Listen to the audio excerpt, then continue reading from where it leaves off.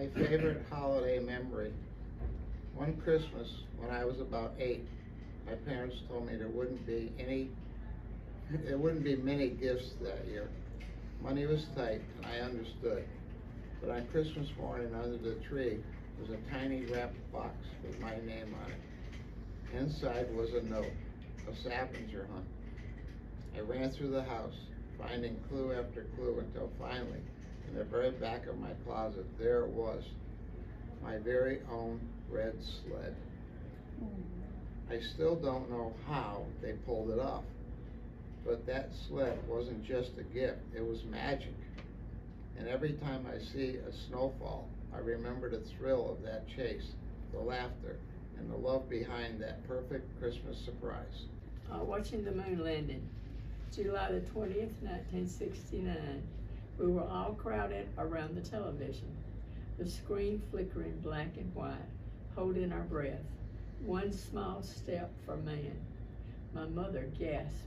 My father wiped his eyes. We were watching history unfold right there in our own living room. It made me feel small and big at the same time. Small because the universe was so vast, but big because we were part of something greater than ourselves. Stirring something delicious on the stove. Dad carving the roast with the same knife his father used. We'd crowd around the table, elbows bumping, fighting over the last roll. Laughter echoed throughout the house. Stories were told, sometimes exaggerated but never dull. And at the end of it all, when the plates were empty and the dishes stacked high, we'd just sit a little longer, sipping coffee, soaking in the love that filled the room. That's what Sundays were all about. Before all this digital noise, there was the radio. And let me tell you, it was magic. Saturday nights we'd gather around, eyes closed, hanging on to every word of our favorite detective show. It was better than TV because our imaginations filled in the gaps. And the music, oh, the music.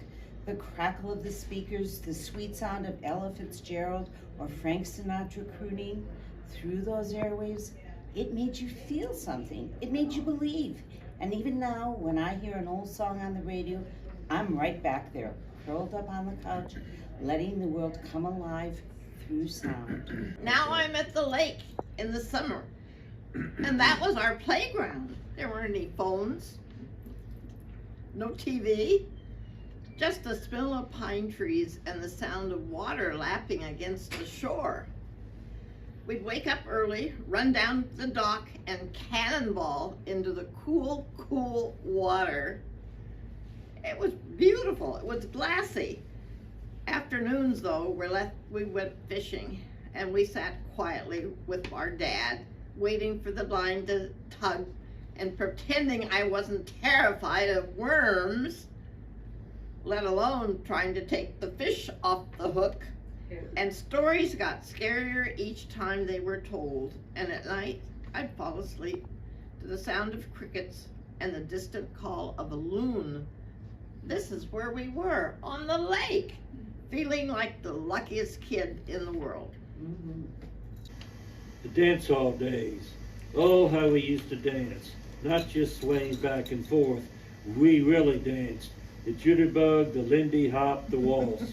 You name it and we did it. Saturday nights the whole town came alive under the glow of the dance hall lights. We'd dress up, we'd shine our shoes and hit the floor. And when that one special song played, our song, everything else disappeared. Just me and my partner and the music. I may not dance like I used to, but when I hear the song today, my feet still remember that song. Oh, I'm sorry. The sound of the ice cream truck. It was the most joyful sound in the world. That tiny little jingling echoing down the street. The moment we heard it, we dropped everything. Bikes abandoned, jump ropes forgotten. We had one mission, find a nickel and get to that truck before it passed us by. I always got that same thing, a chocolate fudge bar. Perfectly messy, melting down my fingers before I could even finish it. It wasn't just ice cream, it was summer. It was childhood. And even now, when I hear a distant jingle, I swear I can taste that fudge bar all over again. Mrs. Thompson. She was 5 feet of pure fire and had the patience of a saint. She saw something in me that I didn't even see in myself. You have a voice, she told me. Use it. So I did. She made me believe I could do anything, and because of her, I did. The best teachers don't just teach, they inspire. They plant seeds in us that grow for a lifetime. I hope she knew the difference she made. I hope she knew that all these years later, I still hear her voice pushing me forward. It wasn't just a car, it was freedom. Late night drives with the windows down, the thrill of going just a little too fast. The first time I picked up a date in it, not. And even when it finally broke down for good, I couldn't be mad. That car carried me through some of the best times of my life. My wedding day. The morning of my wedding, I woke up before the sun. I sat by the window watching the world wake up, and I thought about everything that brought me to this moment. The jitters, the excitement, the sheer joy. The dress was perfect, not because of the lace or the pearls, but because of how I felt in it. It wasn't me. I remember walking down the aisle, locking eyes with the person waiting for me at the other end, and knowing, without a doubt, that I was exactly where I was meant to be.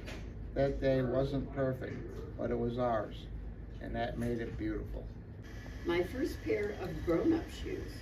I wore them everywhere, to school, to parties, even to bed once until my mother caught me. They made me feel confident, like I could do anything. They took me on adventures, to my first dance, to job interviews, even down the aisle when I got married. Eventually they got scuffed and out of style. I couldn't bear to throw them away, because those shoes, they weren't just shoes. They were my story, stitched together with every step I took. Then we got a color TV. It was a game changer. Before that, everything was just black and white, literally. But then we got a color TV, and suddenly the world was alive. I can remember watching The Wizard of Oz, and when Dorothy stepped into Oz, it felt like stepping into another universe. Reds, blues, yellows. I've never seen anything so vibrant. It made everything feel bigger, brighter, more exciting. Of course now, TVs are bigger than our refrigerators, and our children take color for granted. But I'll never forget the thrill of seeing the world explode into color for the first time. That was great. My favorite childhood game. We didn't have fancy gadgets or video games. We had the backyard, our imaginations, and a whole world of adventure waiting for us. We played hide and seek until the streetlights came on, built forts out of old blankets, and turned cardboard boxes into spaceships. I was a cowboy one day and a pirate the next. And the best part? We believed it. We truly, deeply believed in the worlds we created.